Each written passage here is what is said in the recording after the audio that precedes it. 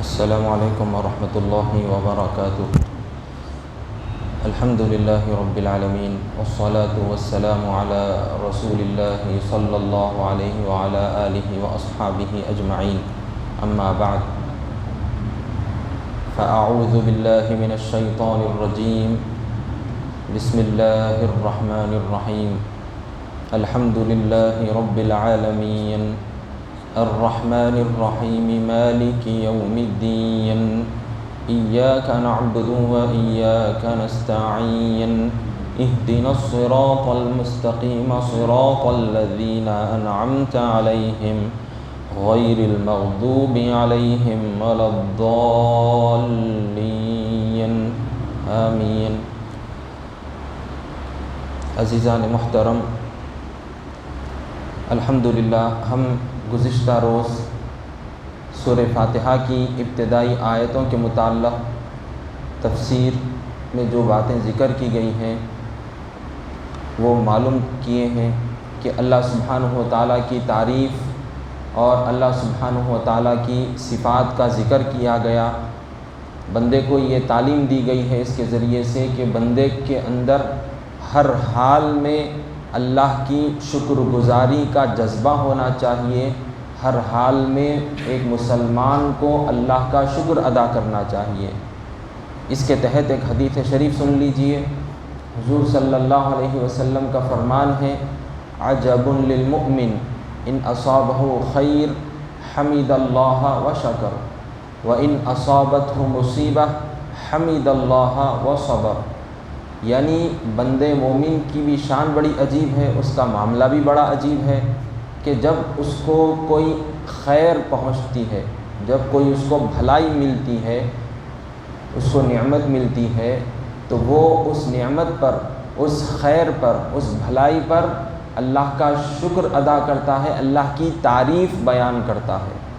اور جب کوئی اسے مصیبت پہنچتی ہے، تکلیف ہوتی ہے، تو ایسی صورت میں بھی وہ مومن اللہ کی تعریف بیان کرتا ہے اور اس تکلیف پر، اس مصیبت پر صبر کرتا ہے، بھلائی کے معاملے میں تعریف کرتا ہے، شکر کرتا ہے۔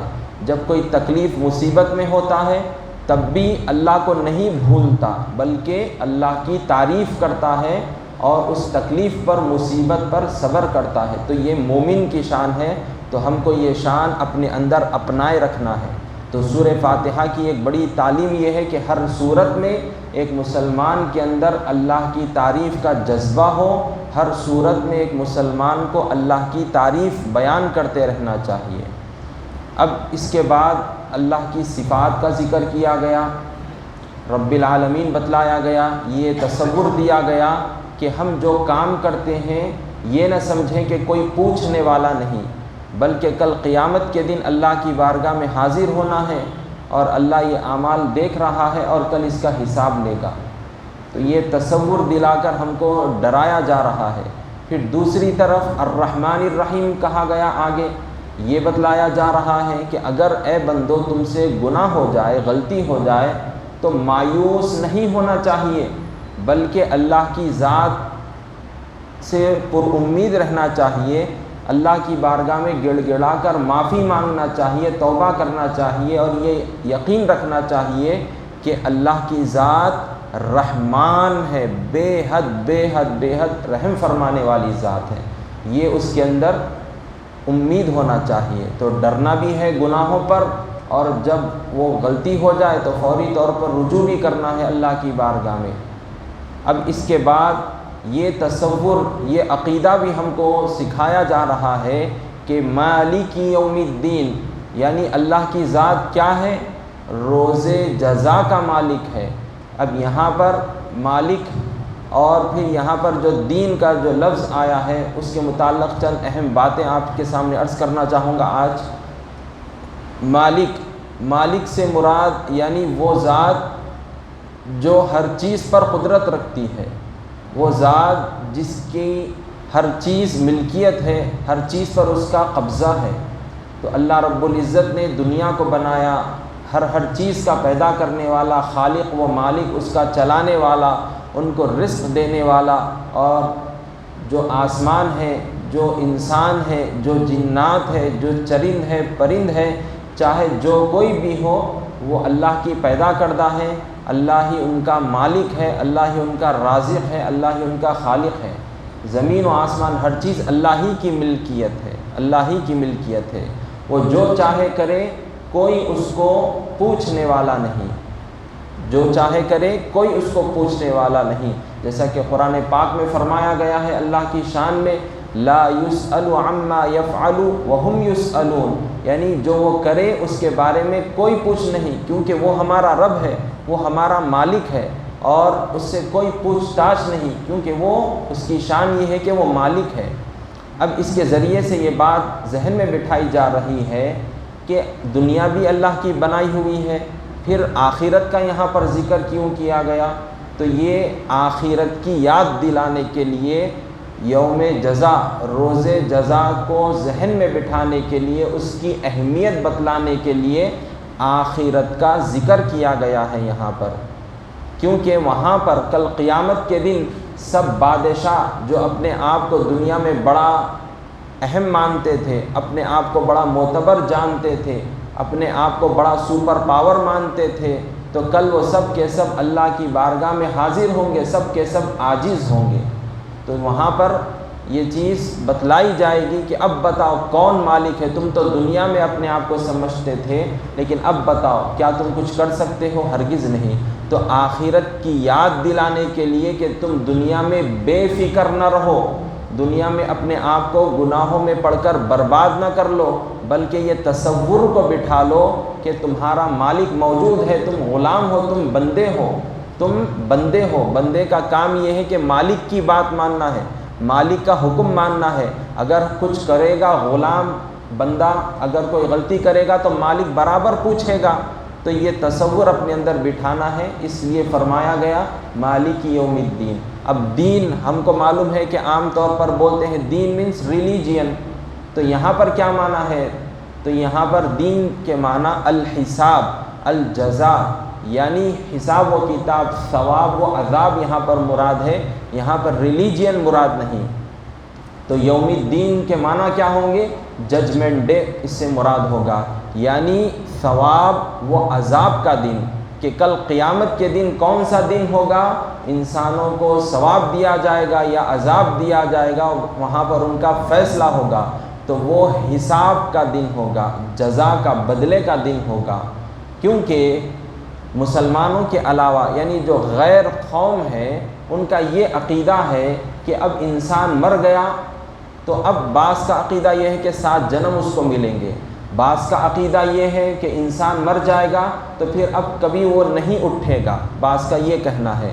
تو اسلام اس کی تردید کرتا ہے، اس کا رد فرماتا ہے، اللہ تعالیٰ اس کا رد فرماتا ہے۔ اور مسلمانوں کا کیا عقیدہ ہے؟ ہمارا کیا عقیدہ ہے؟ کہ مرنے کے بعد دوبارہ زندہ کیا جائے گا، مرنے کے بعد پھر سے اٹھنا ہے۔ وہ دن کون سا ہوگا اٹھنے کا؟ قیامت کا دن ہوگا، اللہ کی بارگاہ میں حاضر کیا جائے گا۔ یہ ہر مومن کا عقیدہ ہے، اگر کوئی اس کا انکار کرتا ہے تو وہ کافر ہو جاتا ہے۔ مرنے کے بعد کوئی نہیں اٹھے گا، اگر کوئی مسلمان معاذ اللہ اگر بولتا ہے ایسے الفاظ تو وہ اسلام سے خارج ہو جاتا ہے، کیونکہ ہم کو جن چیزوں پر ایمان رکھنا ہے ان میں سے ایک چیز والبعث بعد الموت، یعنی مرنے کے بعد دوبارہ اٹھائے جانے پر بھی ہم کو ایمان رکھنا ہے، یہ یقین رکھنا ہے۔ تو یہاں پر سورہ فاتحہ میں ہم کو یہ تصور دلایا جا رہا ہے، یہ تعلیم دی جا رہی ہے کہ اللہ روز جزا کا مالک ہے، یعنی کل قیامت کے دن تم کو اٹھایا جائے گا اور تم کو اللہ کی بارگاہ میں پیش ہونا ہے، وہاں پر تمہارا حساب لیا جائے گا کہ تم کو دنیا میں موقع دیا گیا تھا کہ تم نے کیا کیا۔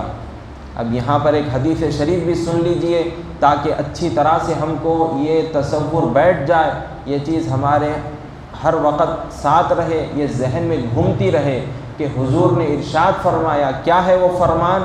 قال رسول اللہ صلی اللہ علیہ وسلم لا تزول قدم عبد یوم القیامہ حتی یسأل عن عمره فیما افناه وعن ماله من این اکتسبه وفیما انفقه۔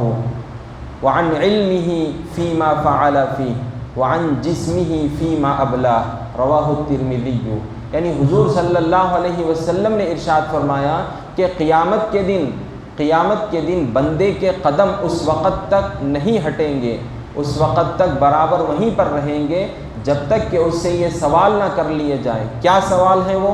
کہ اس کی عمر، اس کی ایج کے بارے میں سوال کیا جائے گا کہ تجھ کو اتنی عمر دی گئی تھی، اتنا ٹائم دیا گیا تھا دنیا میں، 40 سال، 50 سال، 70 سال، 80 سال، جتنا بھی ہو، تو تجھ کو یہ عمر عطا کی گئی تھی، یہ ٹائم دیا گیا تھا، تو نے اپنی عمر کو، اپنے اس ٹائم کو کن چیزوں میں کھپایا، کن چیزوں میں اپنے ٹائم کو گزارا۔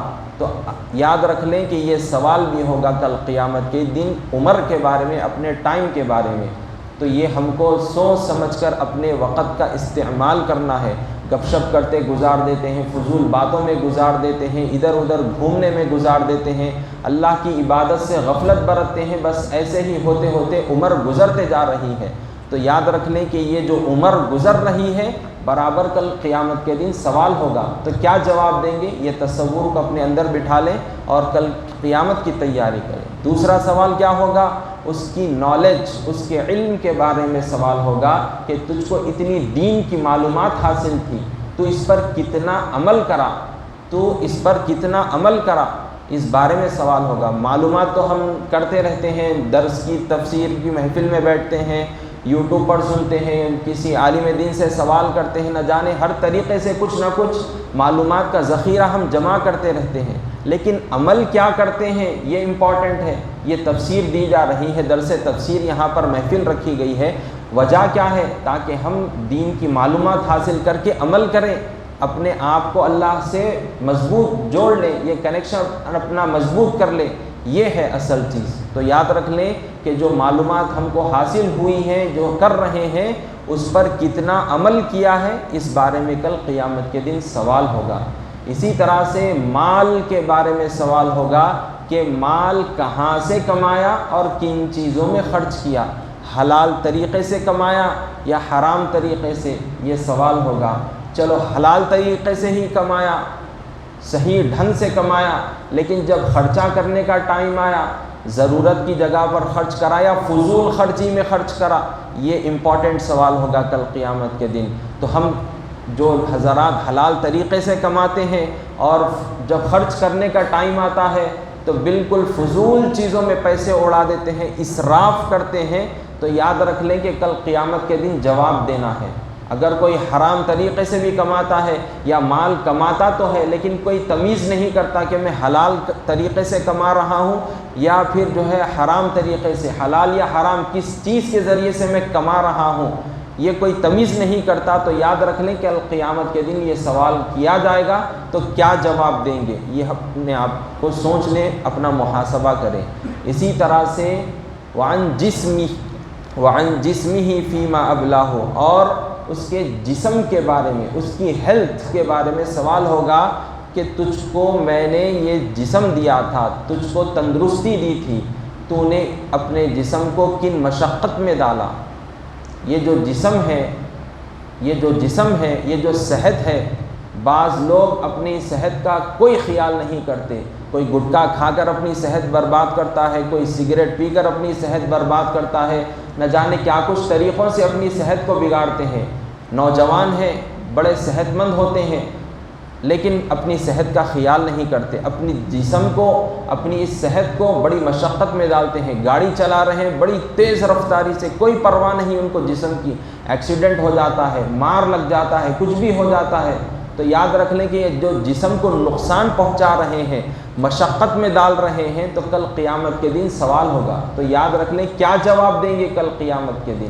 تو یہ بڑی امپورٹنٹ چیزیں ہیں جو کہ مالک یوم الدین کے ذریعے سے یہ ہمارے کو تصور دیا جا رہا ہے کہ اللہ روز جزا کا مالک ہے، حساب کے دن کا مالک ہے، ثواب و عذاب کے دن کا مالک ہے، کہ کل قیامت کے دن جو بندے نیک کام کیے ہوں گے اللہ تعالیٰ ان کو اجر و ثواب سے نوازے گا، جو برے کام کیے ہوں گے، اللہ کی نافرمانی کیے ہوں گے تو ان کو عذاب دے گا۔ یہ تصور کو اپنے اندر بٹھا لیں مالک یوم الدین کے ذریعے سے۔ اب آئیے آگے اللہ کا کیا فرمان ہے، ایاک نعبد و ایاک نستعین، یعنی اے پروردگار ہم تیری ہی عبادت کرتے ہیں اور تجھ ہی سے مدد چاہتے ہیں۔ اب یہاں پر بڑی اہم تعلیم دی جا رہی ہے۔ اوپر تو اللہ کی تعریف اور اس کے صفات بتلائے گئے، اب یہاں پر تعلیم دی جا رہی ہے۔ کی تعلیم انسان جو دنیا میں آیا ہے اس کا مقصد یاد دلایا جا رہا ہے کہ اللہ کی طرف اس کو متوجہ رہنا ہے، اور اللہ کی جب عبادت کی جائے تو کسی اور کو شامل نہیں کرنا ہے، نہ کسی کو دکھانے کے لیے کرنا ہے، بلکہ خالص بغیر کسی ریاکاری کے، بغیر کسی دکھاوے کے اللہ کی عبادت کرنا ہے۔ اسی لیے یہاں پر عربی کے لحاظ سے، گرامر کے لحاظ سے دیکھا جائے تو یہاں پر جو آبجیکٹ جو ہے یہاں پر اس کو بعد میں لانا چاہیے تھا، لیکن یہاں پر پہلے لا کر بتلایا گیا ہے کہ ہر صورت میں اللہ کی عبادت پہلے ہے، اللہ پہلے ہے، یعنی کسی اور کو تصور میں نہیں لانا۔ میں نماز پڑھنے جا رہا ہوں تو یہ ذہن میں مت رکھنا کہ سوسائٹی میں میرا نام ہوگا کہ میں نماز پڑھنے والا ہوں۔ یہ تصور، یہ ریاکاری، یہ دکھاوا یہ نہیں ہونا، بلکہ میں اللہ کو راضی کرنے جا رہا ہوں۔ اسی لیے پہلے ایاکا یعنی تیری ہی، اے رب العالمین آپ ہی کی ہم عبادت کرتے ہیں۔ یہ تصور بٹھایا جا رہا ہے کہ عبادت بغیر ریاکاری کے ہو۔ اب آئیے یہ عبادت ہوتی کیا چیز ہے، تو اس کا ڈیفینیشن کیا دیا گیا ہے عبادت کا، تو بتلایا گیا ہے اقصا غایت الخضوع والتذلل، یعنی بے انتہا عاجزی انکساری کو عبادت کہتے ہیں۔ بے انتہا عاجزی اور انکساری کو عبادت کہتے ہیں، یعنی اپنے آپ کو بالکل سرنڈر کر کے جھک جانا، بالکل اپنے آپ کو جھکا دینا۔ تو اب یہ جھکاؤ کیسا ہوتا ہے کہ بندہ اللہ کے سامنے اپنے ماتھے کو ٹیک دیتا ہے، ناک رگڑتا ہے، سجدے میں چلا جاتا ہے اور اپنے آپ کو عاجز سمجھتا ہے کہ مولا میں عاجز ہوں، آپ ہی میرے رب ہیں، آپ ہی میرے پالنہار ہیں، آپ ہی میرے مالک ہیں۔ یہ بندہ یہ چیز کا اظہار کرتا ہے سجدے میں جا کر۔ ہم نماز کی حالت میں کیا کیا چیزیں کرتے ہیں دیکھ لیجئے، اس سے عاجزی جھلکتی ہے، اس سے یہ تصور ہمارے اندر پیدا ہوتا ہے، یہ چیز کو ہم ظاہر کرتے ہیں اللہ کی بارگاہ میں کہ بندہ ہاتھ بنتا ہے ادب کے ساتھ کہ مولا میں تیرا غلام ہوں، میں تیرا بندہ ہوں۔ رکوع میں چلے جاتے ہیں، جھک جاتے ہیں اللہ کے سامنے، اس سے عاجزی ظاہر ہوتی ہے۔ اسی طرح سے سجدے میں چلے جاتے ہیں، عاجزی ظاہر ہوتی ہے۔ تو یہ بڑی انتہائی عاجزانہ اعمال ہیں یہ چیزیں۔ اور اسی طرح سے قاعدے میں بیٹھتے ہیں تو عاجزی، انکساری، جھکاؤ والا پن اس سے ظاہر ہوتا ہے، تو اس کو عبادت کہتے ہیں۔ تو اب عبادت دو قسم کی بتلائی گئی ہے، ایک ہوتی ہے مالی عبادت اور ایک ہوتی ہے بدنی عبادت۔ بدنی عبادت ہم نماز پڑھتے ہیں، یہ بدنی عبادت ہے، یعنی اس میں پیسہ خرچہ ہوتا ہے کیا؟ نہیں ہوتا، تو لہٰذا صرف ہمارا جسم اس میں انوالو ہوتا ہے اور اس میں جسمانی محنت لگتی ہے اللہ کی عبادت میں، نماز میں۔ روزہ رکھتے ہیں، کیا روزہ رکھنے پیسے دینا ہے؟ نہیں دینا ہے، تو یہ کون سی عبادت ہو گئی؟ جسمانی بدنی عبادت ہو گئی روزہ رکھنا۔ تو نماز پڑھنا، روزہ رکھنا یہ بدنی عبادت ہو گئی۔ اب مالی عبادت کیا ہے؟ زکوٰۃ کا دینا، زکوٰۃ جو دیتے ہیں وہ پیسہ لگتا ہے وہاں پر، تو یہ مالی عبادت ہو گئی۔ اب آئیے حج کیا ہے؟ دونوں چیزیں اس میں مل کر ہیں، پیسہ بھی خرچ ہوتا ہے اور جسم بھی مشقت میں ہم ڈالتے ہیں، تو وہاں پر دونوں چیزیں بالکل ملی جھلی ہیں، ایک ساتھ ہیں وہاں پر، یعنی مالی عبادت بھی ہے، بدنی عبادت بھی ہے وہاں پر۔ تو بہرحال ہر عبادت اللہ ہی کے لیے ہے، تو بندے کو ریاکاری نہیں بلکہ اخلاص کے ساتھ اللہ کو خوش کرنے کی خاطر عبادت کرنا ہے، یہ اپنے اندر یہ چیز کو بٹھا لے۔ اب اس کے بعد جو بات ذکر کی گئی ہے وَإِيَّاكَ نَسْتَعِينُ، اور آپ ہی سے مدد طلب کرتے ہیں، کسی اور سے نہیں، یعنی مدد طلب کرنا اللہ ہی سے ہے۔ تو اسی لیے مفسرین نے یہاں پر بڑی اہم باتیں ذکر فرمائی ہیں کہ انسان اللہ ہی سے مدد مانگے، اللہ ہی سے مدد مانگے، کسی اور سے مدد نہ مانگے، اور حقیقی طور پر مددگار اللہ ہی کو جانے۔ اپنے دل و دماغ میں یہ چیز کو بٹھا لیں کہ حقیقی طور پر مدد کرنے والی ذات اللہ ہی کی ہے۔ حقیقی معنی میں حقیقی طور پر ہم کو اللہ ہی سے مدد طلب کرنا ہے۔ تو یہاں پر یہ تعلیم دی گئی ہے کہ ہر صورت میں آپ کسی بھی پریشانی میں ہو، کسی بھی چیز میں ہو، اللہ کی بارگاہ میں گڑ گڑائیں، اللہ کی بارگاہ میں مانگیں، اسی کی ذات پر مکمل توکل کریں، بھروسہ کریں، تو اللہ تعالیٰ آپ کی مدد فرمائے گا۔ اب چند اہم باتیں کہ ہم دنیا کے اندر جو زندگی گزار رہے ہیں، ہم کو وقتاً فوقتاً ضرورت پڑتی ہے، بیمار ہو جاتے ہیں تو علاج کے لیے ڈاکٹر کے پاس جاتے ہیں، تو ڈاکٹر ہمارا علاج کرتا ہے، گویا وہ بھی ہماری ایک مدد کر رہا ہے، ہم اپنی ضرورت کو لے کر گئے۔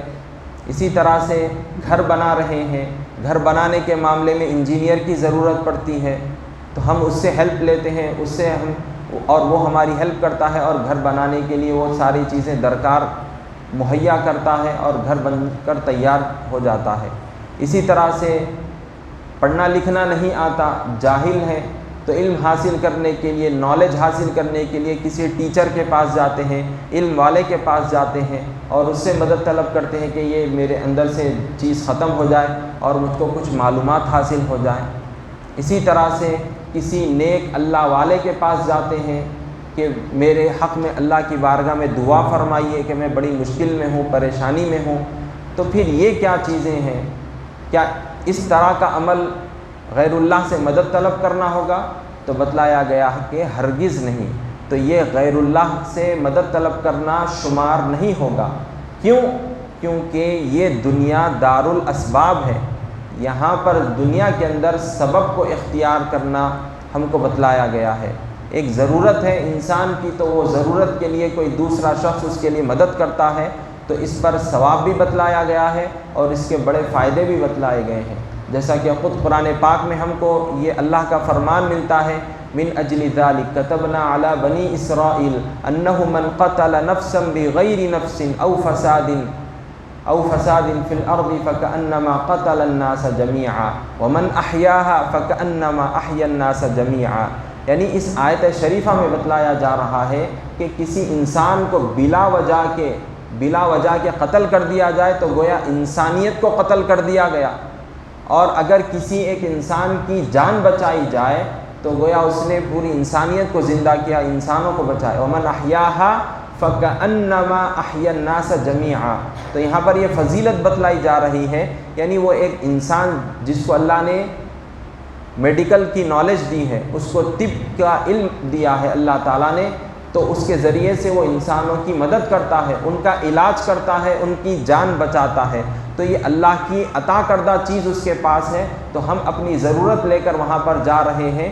لیکن ایک مسلمان چاہے وہ کوئی کسی کے پاس بھی جائے، ڈاکٹر کے پاس جائے، وکیل کے پاس جائے، انجینئر کے پاس جائے، یا کسی اللہ والے کے پاس جائے، تو کسی کو بھی حقیقی طور پر مدد کرنے والا تصور نہیں کرتا، نہ وہ یقین رکھتا ہے، بلکہ حقیقی طور پر وہ ایمان رکھتا ہے کہ مدد کرنے والی ذات، شفا دینے والی ذات، میرا کام بنانے والی ذات اللہ ہی کی ہے۔ یہ ہر مسلمان کا عقیدہ ہے، ایمان ہے۔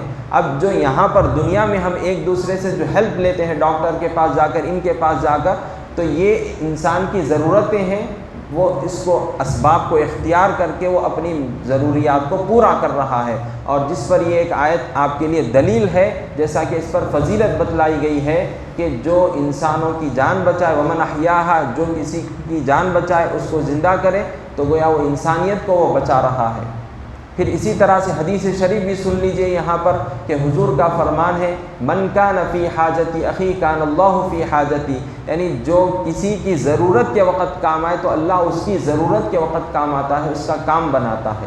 تو گویا یہاں پر ایک تو تعلیم دی گئی ہے، فضیلت بھی بتلائی گئی ہے کہ ایک دوسرے کی ضرورت کے وقت کام آنا چاہیے۔ اسی طرح سے اب کسی اللہ والے کے پاس جاتے ہیں جو نیک بندہ ہوتا ہے، دعا کی درخواست کرتے ہیں، کیونکہ وہ اللہ والے ایسے ہوتے ہیں جو اللہ کی بارگاہ میں ان کا بڑا مقام اور مرتبہ ہوتا ہے۔ حضرت یوسف علیہ السلام کے بھائیوں نے جب یوسف علیہ السلام کے ساتھ بڑا برا سلوک کیا تھا اور پھر جب وہ ان کو احساس ہو گیا تو انہوں نے معافی مانگ لی، اس کے بعد یوسف علیہ السلام نے معاف کر دیا۔ لیکن اب اللہ سے کیسا ان کو معافی حاصل ہو؟ تو انہوں نے اللہ سے معافی بھی مانگی اور ساتھ ہی ساتھ اپنے والد حضرت یعقوب علیہ السلام سے ریکویسٹ کی، دعا کی درخواست کی۔ سورہ یوسف میں ہم کو یہ آیتیں ملتی ہیں، قالوا یا ابانا استغفر لنا ذنوبنا انا کنا خاطئین۔ انہوں نے کہا کہ اے ہمارے والد، آپ اللہ کی بارگاہ میں ہمارے لیے بخشش مانگے، بخشش طلب کریں، ہمارے لیے بخشش کی دعا مانگے، بے شک ہم نے جو ہے گناہ کیے، ہم خطا کار ہیں۔ تو یوسف علیہ السلام کے والد جو تھے حضرت یعقوب، وہ بھی نبی ہیں، وہ بول دینا تھا کہ مجھ سے کیوں بول رہے ہو، ڈائریکٹ اللہ سے بول لو، مجھ سے کیوں ریکویسٹ کر رہے ہو دعا کہ اللہ سے ڈائریکٹ ریکویسٹ کر لو۔ تو انہوں نے ایسا نہیں کہا، بلکہ کیا فرمایا انا کنا خاطئین، قال سوف استغفر لکم ربی انہ هو الغفور الرحیم۔ یعقوب علیہ السلام نے کہا ان قریب میں اللہ کی بارگاہ میں تمہارے لیے بخشش طلب کروں گا، یقیناً وہی بخشنے والا مہربان ہے۔ تو یہاں پر جو ہم کسی سے دعا کی درخواست کرتے ہیں یا پھر کسی سے مدد لیتے ہیں تو حقیقی طور پر ان کو مددگار یقین نہیں کرتے، تصور نہیں کرتے، حقیقی طور پر تو اللہ ہی کو مانتے ہیں، لیکن دنیا کے اندر جو ایک دوسرے سے اس طرح کی ہیلپ لیتے ہیں، اسباب کو اختیار کرتے ہیں، تو یہ چیز بالکل جائز ہے، درست ہے، اور یہ غیر اللہ سے مدد کرنے کی کیٹیگری میں، زمرے میں شامل نہیں ہوگی۔ ٹھیک ہے، کیونکہ ہمارا یہ یقین نہیں ہے، ہم کسی بھی ڈاکٹر کو، کسی بھی اللہ والے کو حقیقی مددگار نہیں مانتے، بلکہ اللہ نے ان کو وہ چیز عطا کی ہے تو وہ اللہ کی عطا کردہ چیز کے ذریعے سے، اللہ کی اجازت سے ہی وہ چیز ہماری مدد کر رہے ہیں، یہ تصور ہم رکھ کر ان کے پاس مدد طلب کرتے ہیں، تو یہ چیز غیر اللہ سے مدد کرنا شمار نہیں ہوگی۔ وصلی اللہ تعالی وسلم علی خیر خلقہ سیدنا محمد وعلی آلہ وصحبہ اجمعین، والحمد للہ رب العالمین۔